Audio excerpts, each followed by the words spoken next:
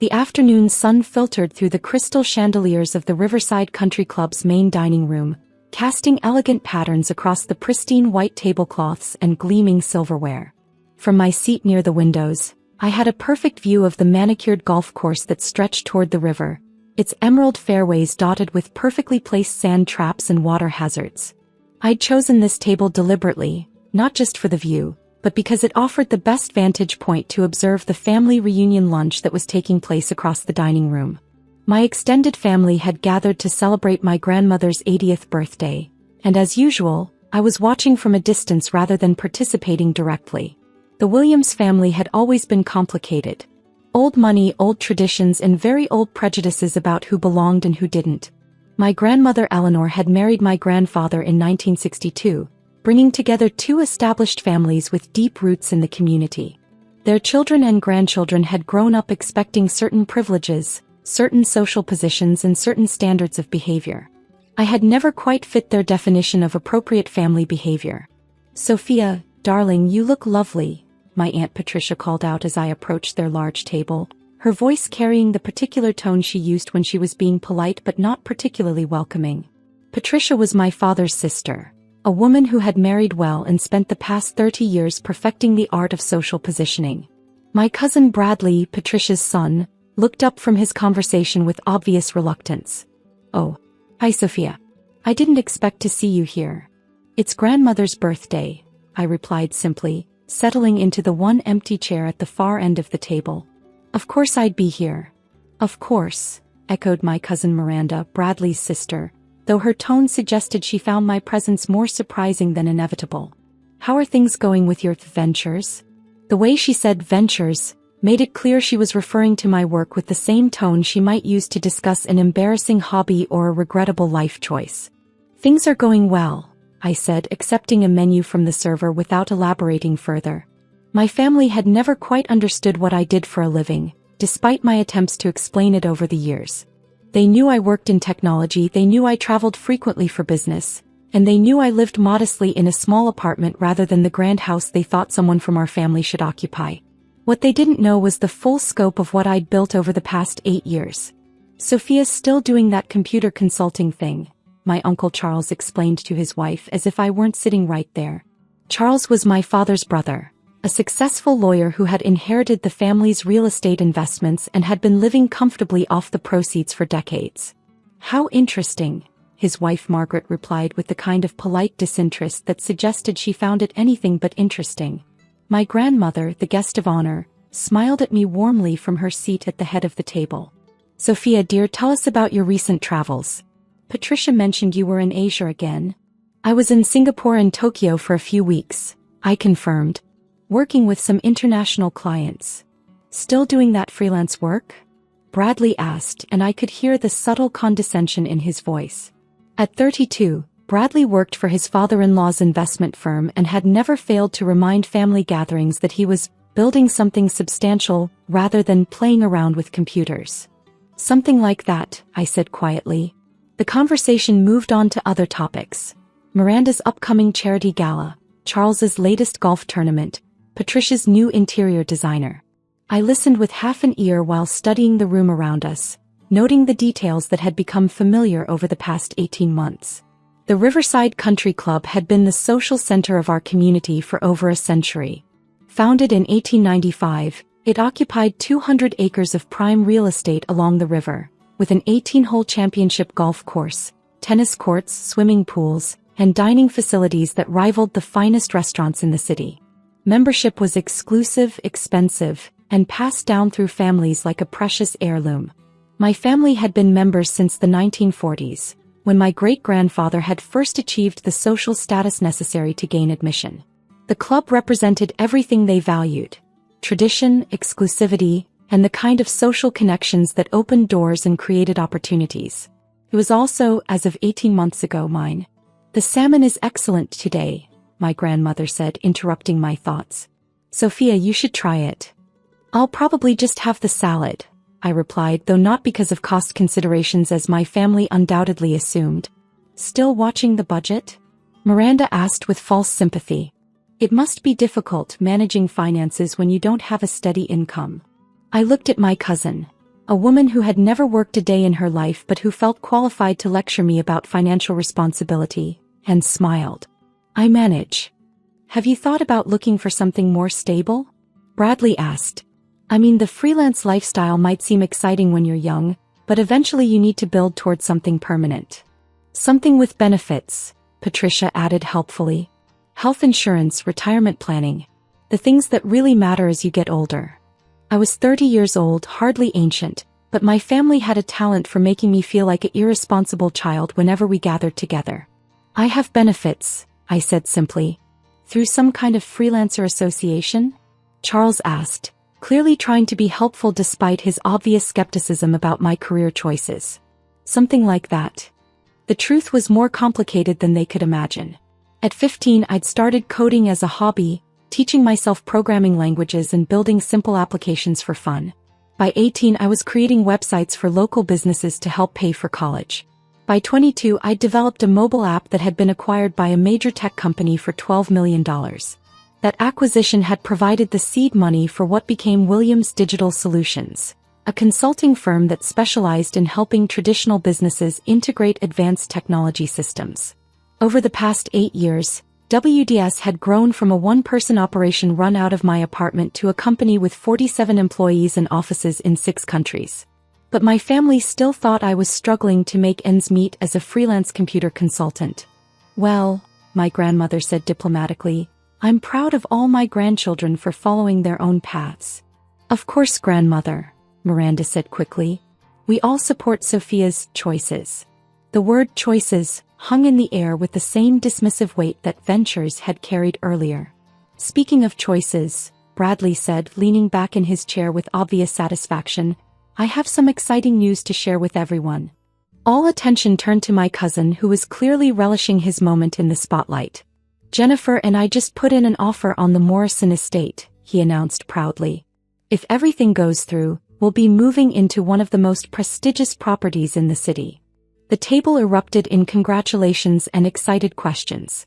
The Morrison estate was indeed one of the most sought-after properties in our area. A sprawling mansion on 20 acres with views of both the river and the city skyline. How wonderful! Patricia exclaimed. Bradley, that's such an achievement. Your father and I are so proud. The asking price was substantial, Bradley continued, but with my position at the firm and Jennifer's family connections, we were able to secure very favorable financing. And of course, Miranda added, it's the kind of property that makes a statement about your place in the community. I listened to the excited chatter about my cousin's real estate acquisition, remembering the phone call I'd received from my investment advisor just 2 weeks earlier. Sophia, he'd said, the Morrison estate is finally coming on the market. I know you expressed interest in it last year. Are you still considering making an offer? I'd been considering it for more than a year, actually. The estate was beautiful, but more importantly, it represented exactly the kind of investment that aligned with my long-term business strategy. The property included not just the main house, but also several outbuildings that could be converted into office space for WDS's North American headquarters. Yes, I told my advisor. Put in an offer. Full asking price, cash, no contingencies. Sophia, that's a $40 million property. I'm aware of the price, I'd replied. Can we close within 2 weeks? Apparently, my offer had been accepted before Bradley's financing had been approved. Sophia, you're being very quiet, my grandmother observed. What do you think of Bradley's wonderful news? I think the Morrison estate is a beautiful property, I said honestly. Whoever ends up buying it will be very fortunate. Well, that'll be us, Bradley said with obvious satisfaction. Jennifer's father knows the seller personally, so we're confident our offer will be accepted. I nodded and smiled, saying nothing about the fact that the property had already been sold to someone else. The conversation continued through the main course, with Bradley holding court about his real estate triumph and his plans for renovating the estate to better suit his family's needs. Miranda shared updates about her charity work, all volunteer positions that allowed her to network with other wealthy women without actually earning an income. Charles discussed his latest golf achievements. Patricia detailed her upcoming Mediterranean cruise. Nobody asked me about my work, my travels, or my plans for the future. I'd become accustomed to being the family member who listened rather than shared, who who observed rather than participated. "I'll be right back," I said, excusing myself from the table. "I want to freshen up before dessert." I made my way to the ladies' lounge, an elegant space with marble countertops and crystal mirrors that reflected the club's old-world atmosphere. As I was washing my hands, I heard the door open behind me. "Can you believe she actually came?" Miranda's voice carried clearly in the tiled space. I looked up to see Miranda and Patricia entering the lounge, clearly not realizing I was already there. "I thought she might skip this one," Patricia replied.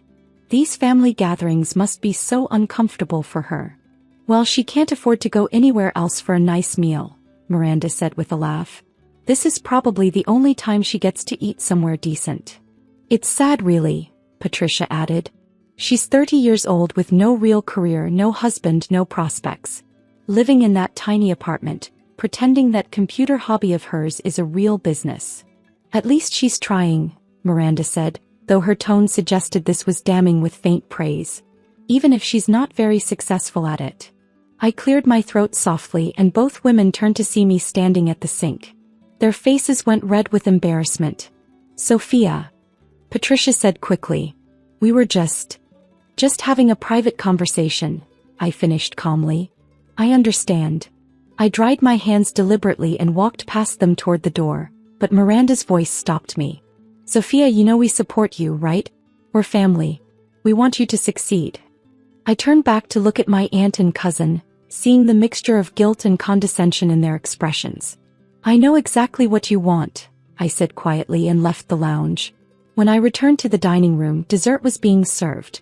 My grandmother's favorite chocolate cake from the club's renowned pastry chef. The conversation had moved on to Miranda's upcoming charity auction, but I could feel the tension from the three women at the table. "Sophia," my grandmother said warmly, "I ordered you a piece of the chocolate cake. I know it's your favorite too." "Thank you, grandmother," I said, genuinely touched by her thoughtfulness.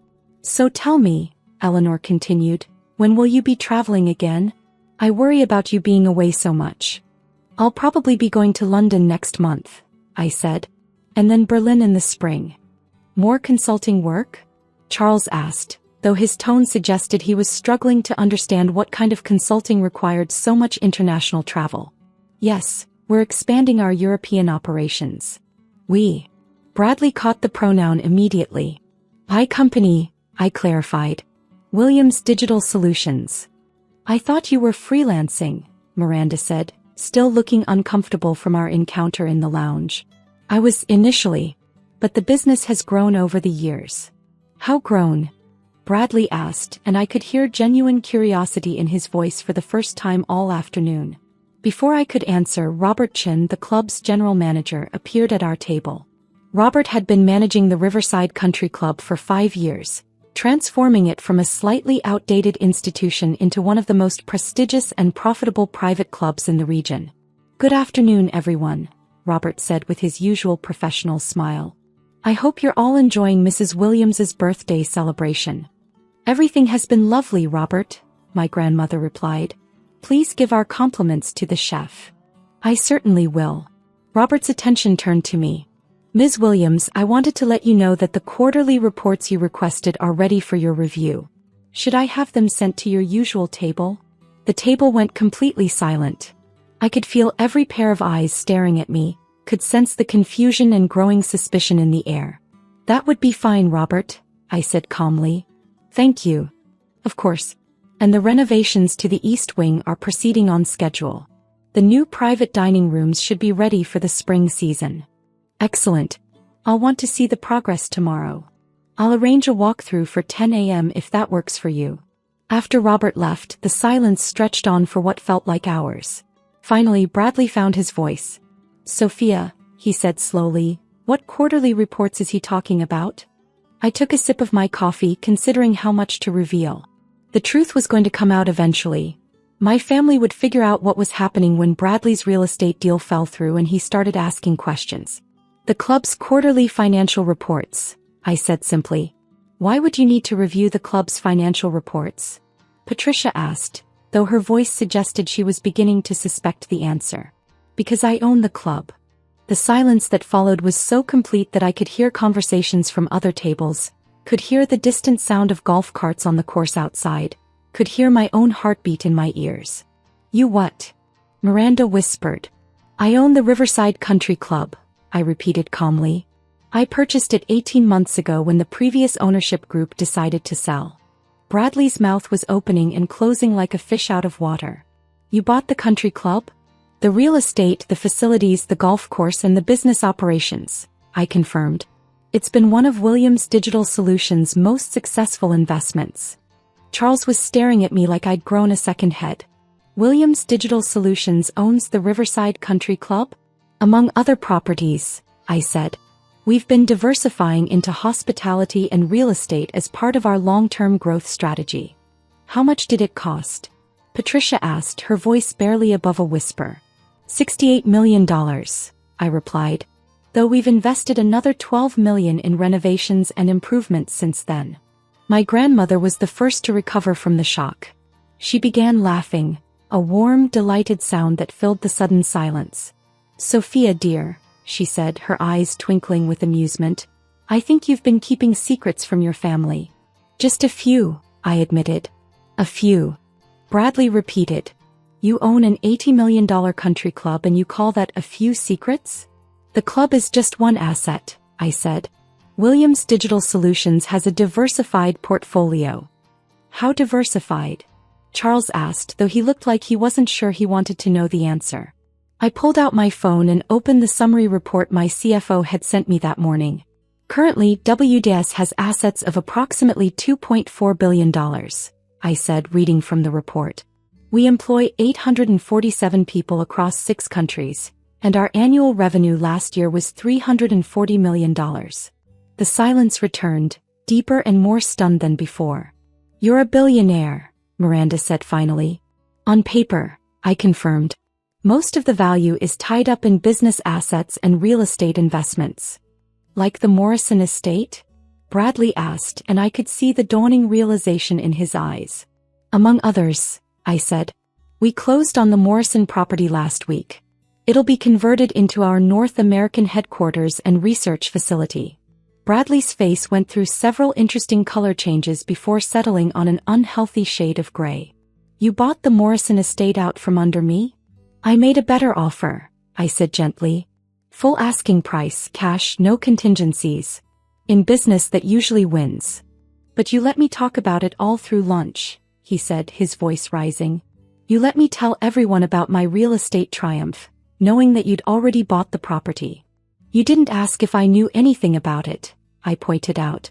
And I didn't want to spoil grandmother's birthday celebration with family drama. Patricia was shaking her head in disbelief. All this time we thought you were struggling. We thought you needed help. I know what you thought, I said, remembering the conversation I'd overheard in the ladies' lounge. I heard Miranda and you discussing my financial situation earlier. Miranda's face went bright red. Sophia, I'm so sorry. We had no idea. That I was successful? I interrupted. No, you didn't. Because you never asked. You made assumptions based on the fact that I drive a modest car and live in a small apartment. Why do you live in a small apartment if you can afford anything you want? Charles asked, genuinely puzzled. Because I don't need a mansion, I said simply. I travel more than half the year for business. When I'm home, I want a comfortable space that's easy to maintain, not a showcase property. And the car? Patricia asked. It's efficient and reliable. I don't need to impress anyone with my transportation choices. My grandmother was still smiling, clearly enjoying the revelation and its impact on the rest of the family. Sophia, she said, I have to ask, when you were growing up, did you ever imagine you'd end up owning the place where we've been having family celebrations for decades? Actually, I said, that was part of the appeal. This club has been important to our family for generations. When I learned it was for sale, I wanted to make sure it would continue to be available for occasions like this. So you bought it for sentimental reasons? Miranda asked. Partly, but mostly because it was a sound business investment. The club was undervalued and underutilized. We've increased membership, improved the facilities and expanded the services. It's now one of the most profitable private clubs in the region. Robert appeared at the table again, carrying a leather portfolio. Ms. Williams, here are those quarterly reports. And I wanted to mention that we've received 3 more applications for corporate memberships this week. Excellent. We'll review them at next week's board meeting. After Robert left, Bradley looked at me with something that might have been respect mixed with residual shock. Sophia, I owe you an apology. I've been treating you like you were. He paused, searching for the right words. Like I was unsuccessful? I suggested. Like you were unsuccessful, he admitted. I was wrong. Very wrong. We all were, Patricia added quietly. Sophia, I'm sorry for the things I said, the assumptions I made. And I'm sorry for what I said in the ladies' room, Miranda said, looking genuinely ashamed. It was cruel and unfair. I looked around the table at my family members, seeing the mixture of embarrassment, curiosity, and newfound respect in their expressions.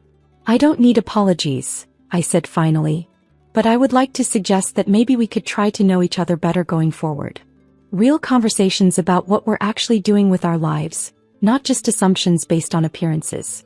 I'd like that, my grandmother said warmly. Sophia, would you tell us about your company? I'd love to understand what you've built. For the next hour, I found myself actually participating in a family conversation for the first time in years. I told them about Williams Digital Solutions, about the clients we worked with, about the challenges and rewards of building a global technology company. They asked thoughtful questions about my work, my travels, and my plans for the future. For the first time since I'd become successful, I felt like my family was genuinely interested in who I was rather than who they thought I should be. As the afternoon wound down and people began gathering their things to leave, Bradley approached me privately. Sophia, I have to ask, are there any other properties I should know about before I make offers on them? I laughed. I'll have my assistant send you a list of our real estate holdings, just to avoid any future awkwardness. That would be appreciated, he said with a rueful smile. And Sophia, congratulations on everything you've built.